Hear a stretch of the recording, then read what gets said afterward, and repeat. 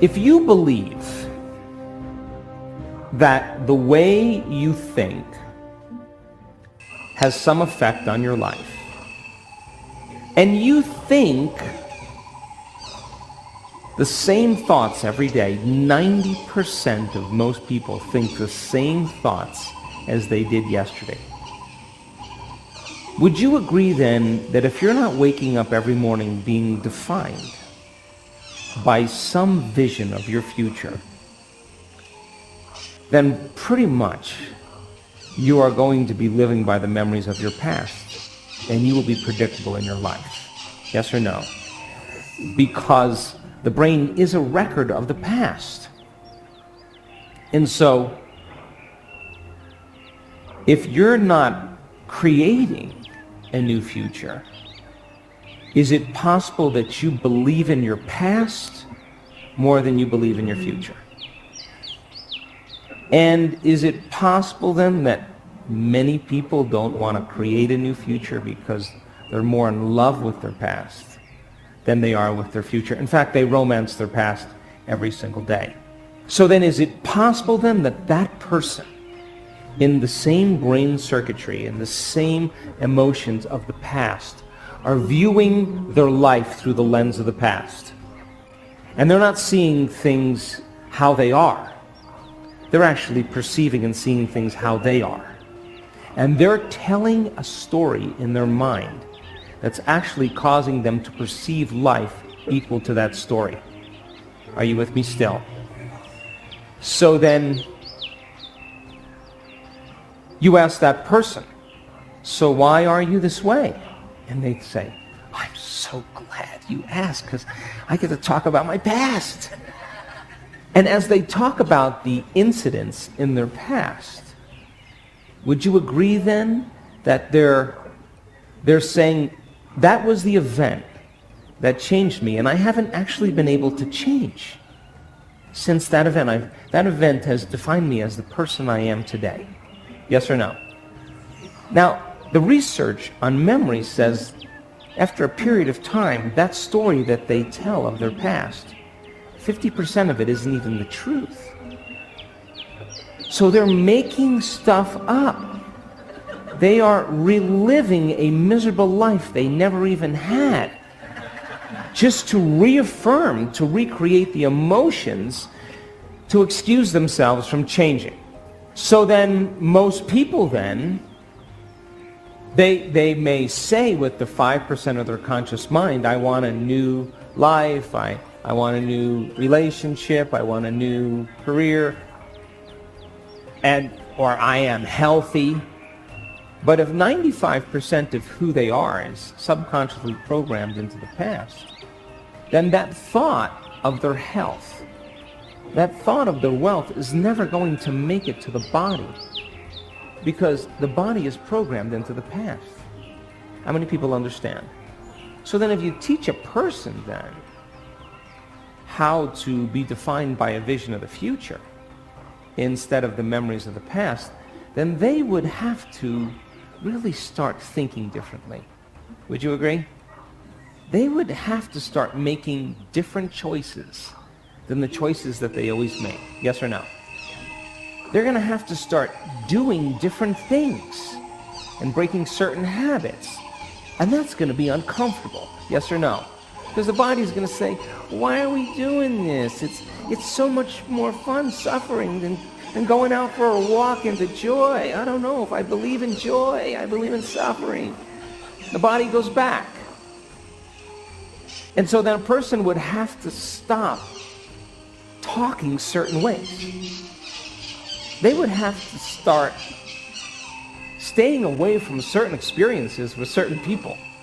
You know what I'm talking about, yes?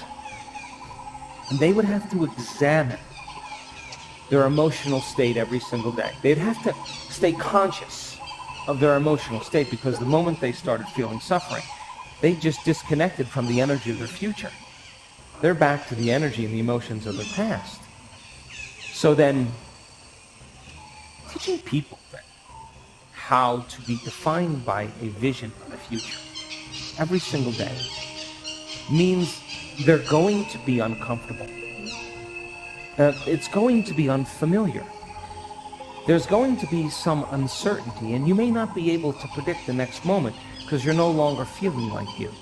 That's the moment you just left the known and you stepped into the unknown. Are you with me still? Now, if the body has been conditioned into the familiar past or the predictable future, the body has become the mind of the past or the predictable future, would you agree then the body would say, "What are you doing?" And the body would say, "Listen, let's get you thinking like you've been thinking." And it starts influencing the mind. And people start hearing the chatter in their head. And if you respond to just one of those same thoughts, like, start tomorrow, you'll never change, it's your ex's fault, it's your mother's fault. If you respond to one of those same familiar thoughts, those same thoughts lead to those same choices, which lead to the same behaviors and create the same experiences and produce the same emotions. A person says, "Oh, this feels right, this feels better to me." No, they're back to the same comfortable self. Yes or no? And this is why change is so hard.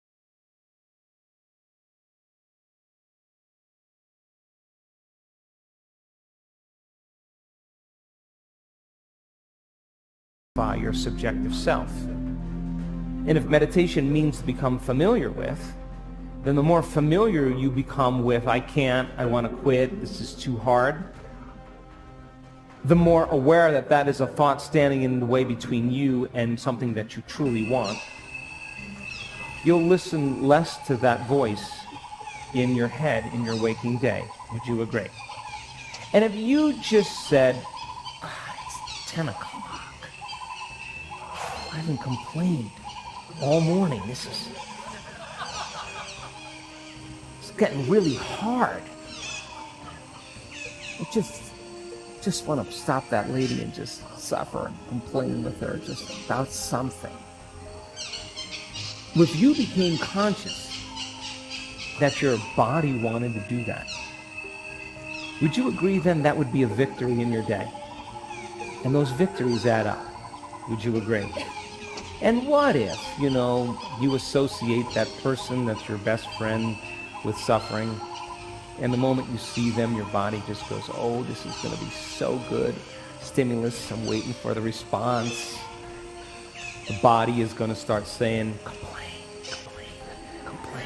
And the brain's going to start complaining. You catch yourself doing that, that's a victory too. If you could give everyone in the world an experiment to do for 30 days, one activity that they'd have to do every day for 30 days, what would it be? I would ask them to take out a piece of paper and write down every thought that they've been thinking that's standing in the way between their future and where they are. To write down every habit or behavior, even how they speak, that stops them from becoming the person that is healthy, wealthy, or free.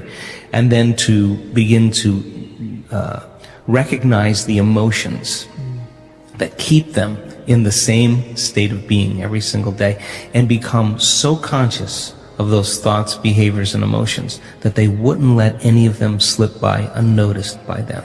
Then I would have them write down the thoughts they do want to fire and wire in their brain. I would have them write down what the behaviors look like of a great person that they wanted to become.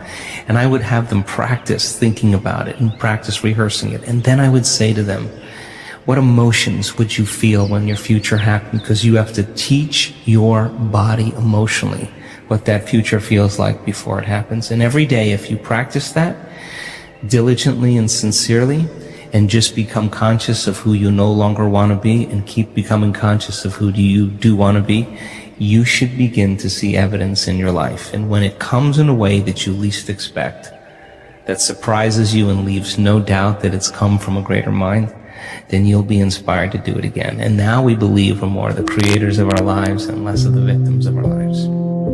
I believe in human possibility, human potential, and I think that one of our biggest limiting beliefs is the belief how limited we really are. And so my interest is to give people the science to begin to understand how powerful they really are. And I think that science really is the language that does that really well. And the new sciences like quantum physics and neuroplasticity, neuroscience, neuroendocrinology, psychoneuroimmunology, the mind-body connection, epigenetics, all of those sciences point the finger at possibilities. So I want to create a language for people from a philosophical or theoretical standpoint for them to begin to understand what's possible.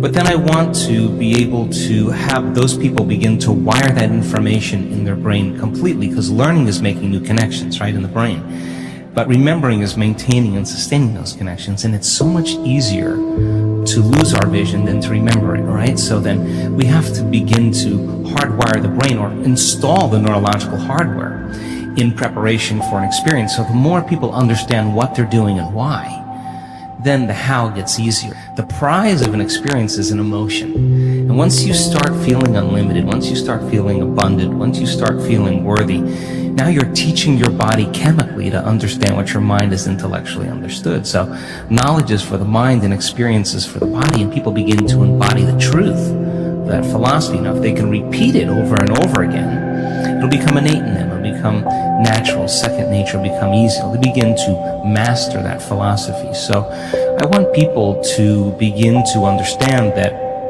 thoughts are very powerful, feelings drive our thoughts, and that they can begin to create a better life for themselves once they understand some of these principles. If you think that your thoughts have something to do with your future, just from a theoretical standpoint, that your thoughts create your destiny, and you think 60 to 70,000 thoughts in one day, and 90% of those thoughts are the same thoughts as the day before, well, then your life isn't going to change very much as long as you're thinking the same way.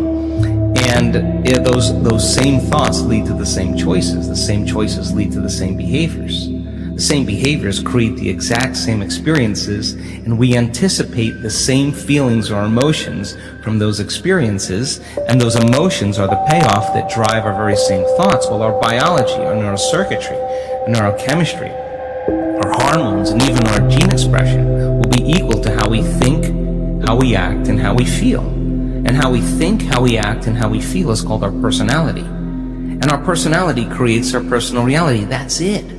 So the present personality who's listening to this show has created the present personal reality called their life. So if you can latch on to this idea, if you want to create a new life, a new personal reality, you got to change your personality, which means you better start thinking about what you've been thinking about and changing it.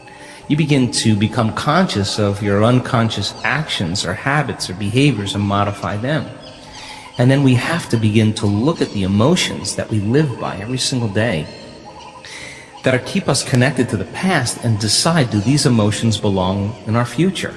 So most people are trying to create a new personal reality as the same personality, and it doesn't work. You literally have to become someone else.